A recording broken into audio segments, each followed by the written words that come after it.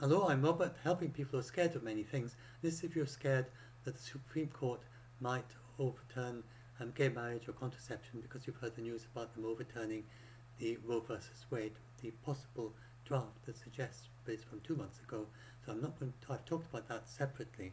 The question is whether if they do eventually make that decision in July, which we don't know, whether this would have any effect on gay marriage, contraception, etc.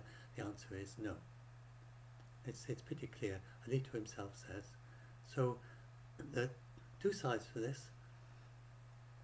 There's the first of all, there's a question about whether the legal effect.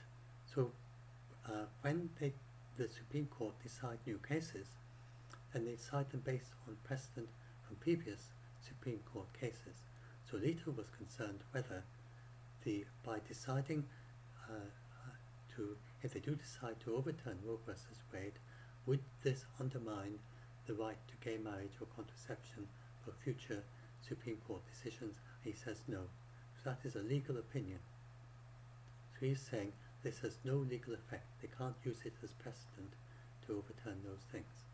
In other words, it leaves them with a free hand to make those decisions in the future without having to refer to this case. It wouldn't be a relevant case for those any future cases on those topics.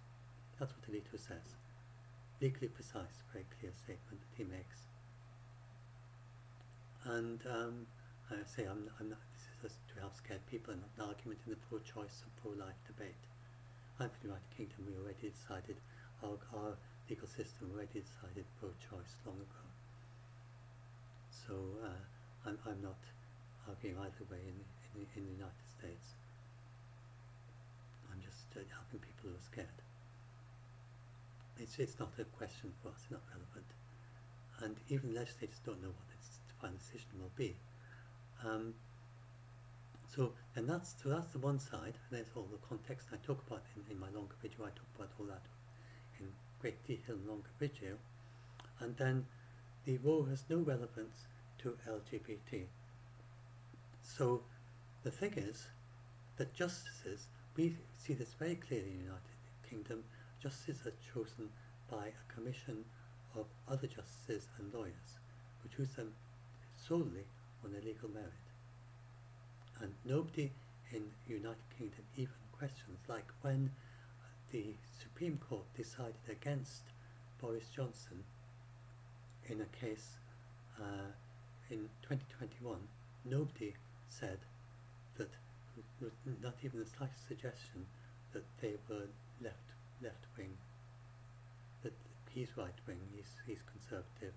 There's no suggestion that the court was left wing because they decided against him. It was just their legal decision. The question doesn't even arise in UK politics as to whether our judiciary have any political bias, because justices, they work very hard to put up a big barrier between themselves and any decisions. It would be extreme professional misconduct to decide a case based on their own personal views, ideology, politics, legal ideology, yes, legal interpretive philosophy, yes, but not personal ethics, personal religion, personal politics. And as I talk about this in great detail in the longer video, which I also uploaded, then they there's no evidence. The justices in the United States, they state very clearly that they do not make their decisions based on personal ideology, and it's the same as in the United Kingdom. They're just justices being justices, and we see this very clearly because Trump chose his justices on the basis of their previous decisions being pro-life. And he looks at the entire spectrum, he looks at all the justices. He did a very, he was definitely had a political campaign there. So in that case, it's not ideologically based, but not based on the ideology of the justices, but based on the ideology of the president who selected them. And both presidents do this nowadays. And Trump did a particularly thorough search amongst all the justices that he could propose, to find justices that have made previous decisions that is far along the spectrum towards pro-life that he could find. Now, but he didn't look at their previous decisions on LGBT rights, and there can be different legal cases. There's no reason why a justice who decides a particular way on pro-choice, pro-life type legal cases should make a Republican decision, a decision that a Republican president would like on LGBT. There's no reason, because they're different legal cases, different ways of arguing and so on. And in fact, Trump made no difference to the court split, which remains 6-3 on LGBT, on the only case that has been before the court. So we have no legal precedent. If this draft is accepted, no legal precedent that would tie their hands in future cases of this nature, and there is no bias on the court. The bias that there definitely is for pro-life versus pro-choice is due to the president, not due to the justices. And this bias does not translate over into any other legal topic. So that's the main thing that I want to say. And so Roe has no relevance to LGBT, and it's the same for all these things. There's a whole long list of things: the right to marry a person of different race, the right to marry while in prison, to make decisions about the education of one's children, not to be sterilised without consent, right sentences not to undergo involuntary surgery or forced administration of drugs, the right to engage in private consensual sexual acts, the right to marry a person of the same sex, the right to contraception. All these things, he says explicitly, that none of these things will be impacted. The future Supreme Court decisions related to all these cases are not impacted in any way by the decision on Roe versus Wade, if they make this decision. But it's also important to remember that this is just a draft decision, and the other justices may well find flaws in it, and then the other justices will, and the moderate justices. Oh yes, and the other thing I wanted to say, I forgot to mention, I mentioned in the video and I haven't mentioned yet, is that this is a thing that especially the centrist justices on the particular topic, they particularly do not want to have their hands tied in the future.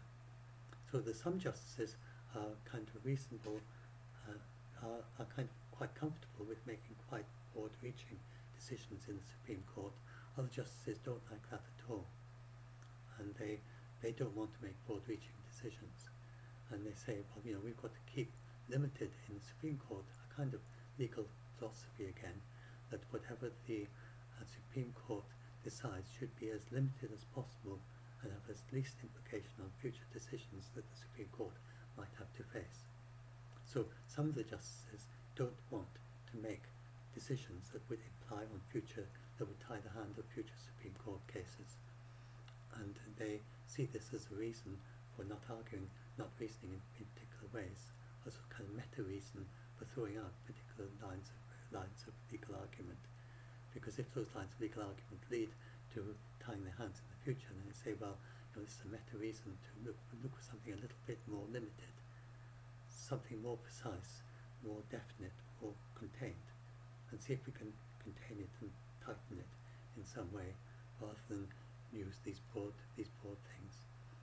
And if they don't throw out Roe versus Wade, then it would probably be because of these justices that have this view that they don't want things to be so broad, and other ones who will not want to throw it out because they would think that there is enough reliance on Roe versus Wade that it just shouldn't be thrown out, and that this is something that the justices can decide.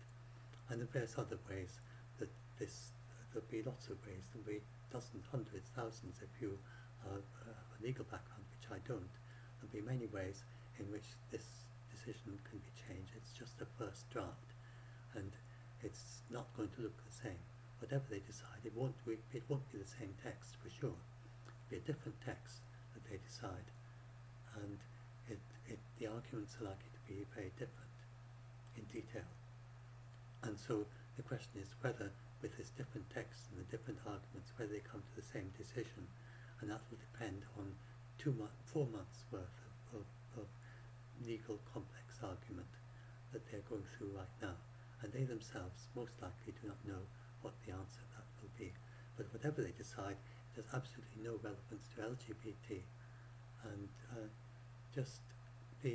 I looked at one or two stories about there's just nothing. I didn't find anything. I mean, do say if there's anything legal that I've missed, something to do with the law, not something just people saying emotive things. But if you know of anything that I've missed here, then do please say. As I can't find anything in my search that suggests that will have any relevance to LGBT or these other cases. It's pretty clear what Alito says, and it's pretty clear that it doesn't imply any bias in the Supreme Court and any other cases. So it seems no reason why there'd be any relevance. So I hope this will help some of you who got scared about